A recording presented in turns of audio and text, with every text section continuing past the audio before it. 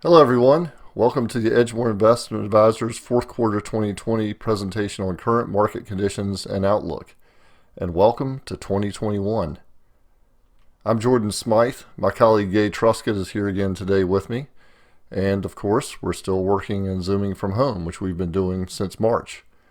We're all healthy and things are going smoothly. And we will return to working together in our offices as soon as we can do so safely. We hope you are also safe and healthy in these challenging times, and we appreciate your joining us now for this presentation. I'm going to start us off by providing an overview of the stock market's continued recovery, other events of the fourth quarter, and also our outlook. Gay will then discuss the implications of our outlook on our portfolios. I first have an exciting update from our firm. We are pleased to welcome Philip Bentley and Zach Sharilla to Edgemoor. Each will be an analyst and assistant trader helping us in various ways, and we're glad to have them join our team. Welcome, Philip and Zach. Stocks marched upward throughout the fourth quarter, continuing to surge since the market bottomed in March of 2020. The S&P 500 index returned 12.1%, including dividends during the quarter, and the index ended December up 18.3% for the full year.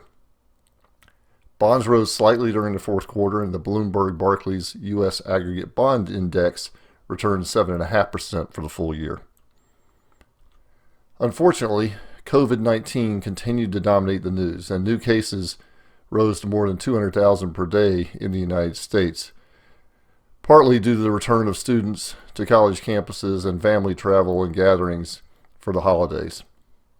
As you can see in this chart, new cases in the United States peaked in early January and have started to decline, though they still remain very high. There was good news on the vaccine front as the FDA and other health agencies worldwide approved several newly developed vaccines for use, and vaccinations began in late December.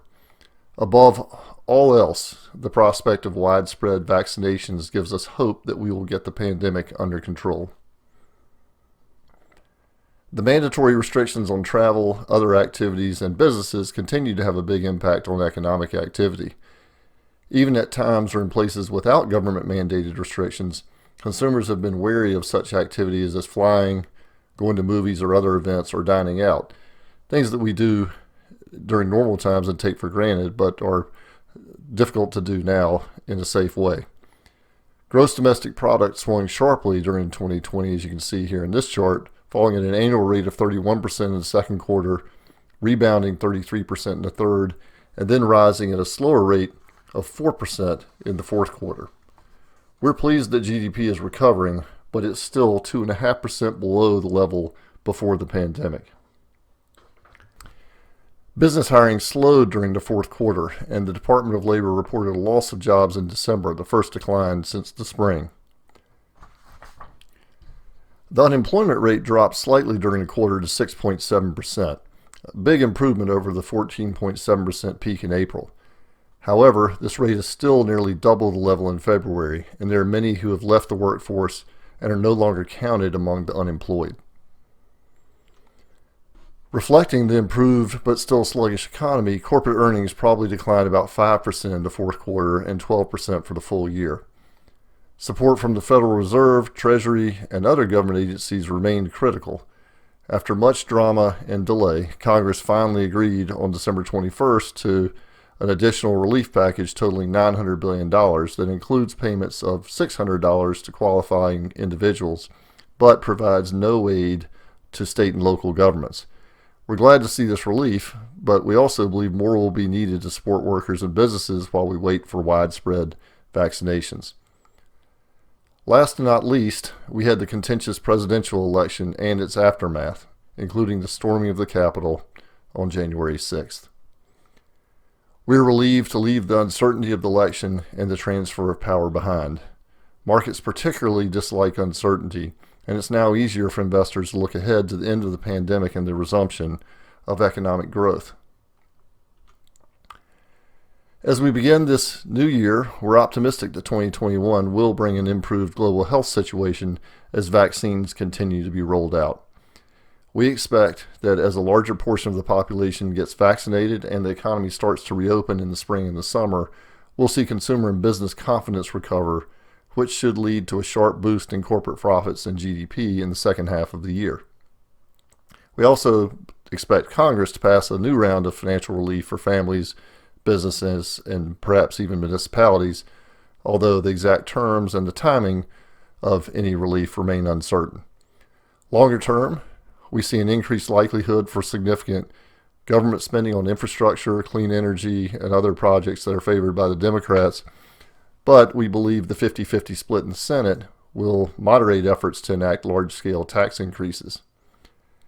And finally, the enormous pent-up demand by consumers for travel, dining, and entertainment should lead to a big surge in spending once it becomes safer to move around and gather in groups, something for us all to look forward to.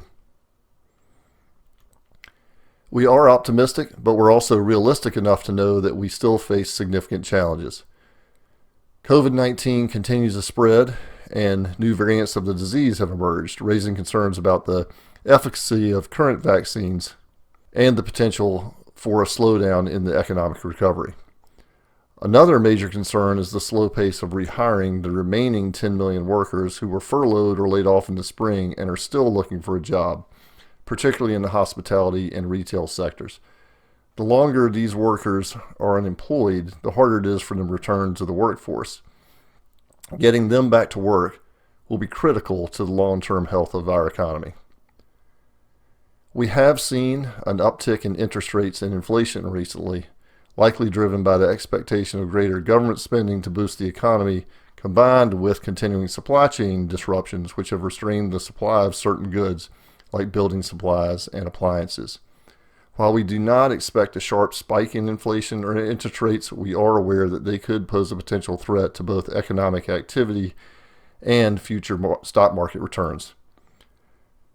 Finally, we're still concerned about the intense divisions and the political strife in our country, but we believe our nation will recover and endure, as it has so many times throughout its history. I'll now turn the presentation over to Gay for a discussion of the portfolio implications of our outlook. Thank you, Jordan. In terms of portfolio implications and actions, we do not anticipate major changes at this time, but we are monitoring risks carefully and redeploying cash cautiously. Valuations across the S&P 500 are elevated.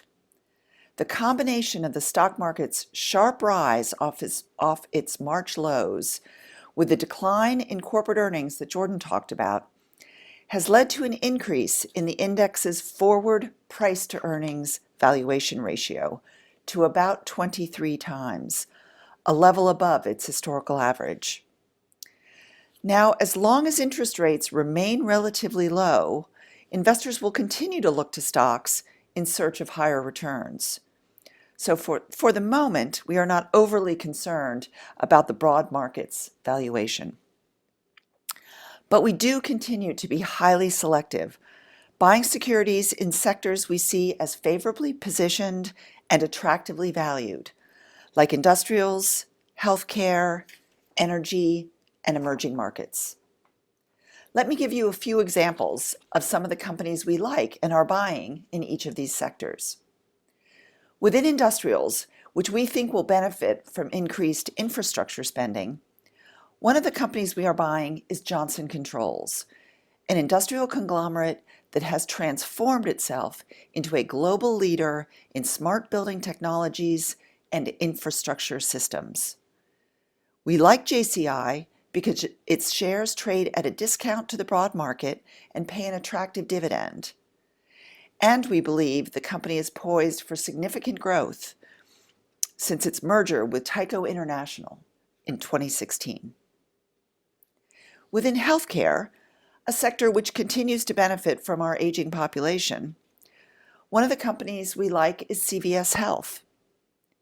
CVS is an integrated healthcare company that combines the largest retail pharmacy chain with one of the largest pharmacy benefit managers and a top 5 managed care franchise in Aetna Insurance, which it acquired in late 2018. CVS's nearly 10,000 retail locations are located within 3 miles of 70% of the U.S. population, making it easier for our aging population to access medical care, treatments, and prescription drugs in a convenient and cost-effective manner. Within the broad energy sector, we like Dominion Energy because in addition to its large regulated utility business, Dominion has been investing heavily in wind and solar projects, which will benefit long-term from increased support of renewable energies. We also recently renewed a fund position in emerging markets, where valuations are attractive compared to the U.S. and growth opportunities are strong. And I want to mention one more idea that Jordan talked about, this idea of pent-up consumer demand. It should favorably impact certain retail and consumer stocks as the economy recovers.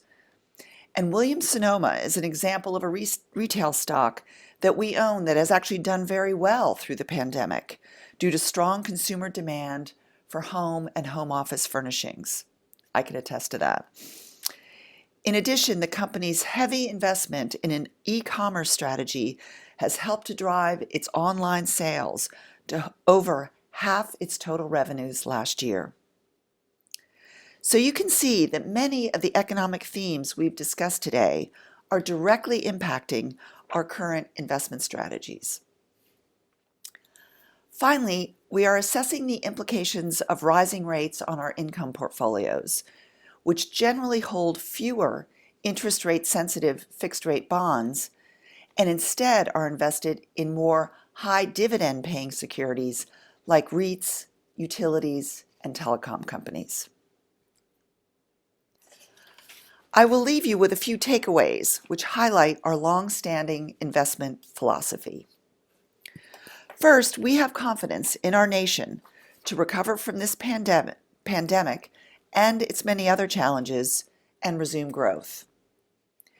We believe that high-quality companies with durable business models and sustainable competitive advantages, like the ones we own, will deliver solid long-term returns to patient investors. We do expect the market to pull back at some point, which is normal and healthy, particularly given its dramatic rise since its March 2020 low. But we don't know when or to what degree a pullback may occur, so we are maintaining our long-term buy and hold investment strategy.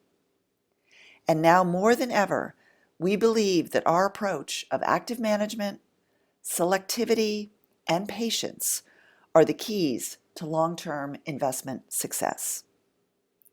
Thanks for listening, and now I will pass it back to Jordan. Thanks, Gay. As Gay noted, we remain confident in our investment strategy and long-term focus. We're monitoring these issues we discussed with you today closely, and will continue to adjust our portfolios as we see the need and the opportunity to do so. Thank you for taking the time to join us. We hope you enjoyed this presentation. We welcome your questions, comments, or suggestions as always, and we hope you stay safe and healthy. Take care.